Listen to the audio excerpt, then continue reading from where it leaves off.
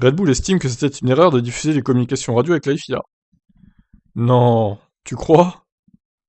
Alors, attendez, pas si vite. Ce qui est une erreur, c'est pas ça. C'est de laisser les équipes parler à la FIA. Ça, c'est une erreur. Par contre, nous diffuser ce qu'ils se disent, je trouve que c'est la transparence. Au final, ça me dérange pas tant que ça. Attention à pas nous embrouiller, Jonathan Whitley, là. Hein. Encore lui, d'ailleurs.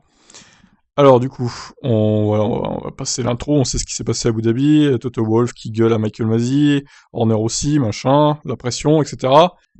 Ces problèmes radio qui n'ont fait honneur ni à Mercedes ni à Red Bull n'auraient probablement pas dû être diffusés selon Whitley. Je pense que c'était une erreur de les diffuser, surtout à Abu Dhabi. Avec Michael Masi, nous avons un jeune talent. Un jeune talent, qui je l'espère sera un jour le digne successeur de Charlie Whiting. Charlie a laissé un grand vide à la FIA concernant ce rôle.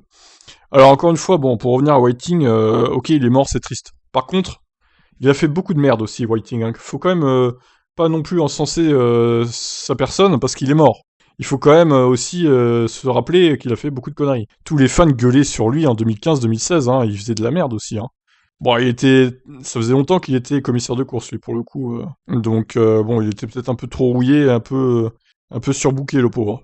J'espère que c'est pas ça qui l'a fait mourir, quand même. Je pense qu'en tant qu'équipe, nous avons soutenu Michael et Michael nous a aidés. Nous avons travaillé ensemble de manière coopérative, ça a très bien fonctionné.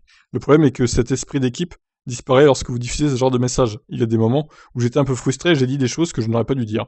Je pensais même qu'à un moment donné, les directeurs d'équipe s'empareraient de cette communication radio car la pression était trop importante pour ne pas le faire. Ces décisions sont cruciales.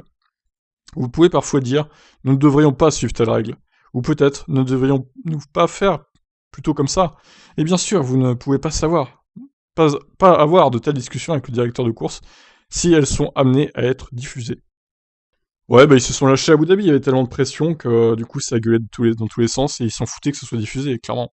Mais non, pour le coup, il faut continuer à diffuser les communications radio entre la FIA et les équipes. Alors, est-ce qu'il ne faut pas supprimer directement le fait que les équipes puissent communiquer directement avec Michael Masi, par exemple, ou celui qui le remplacera? Parce que c'est vrai que ça met quand même une pression sur la personne.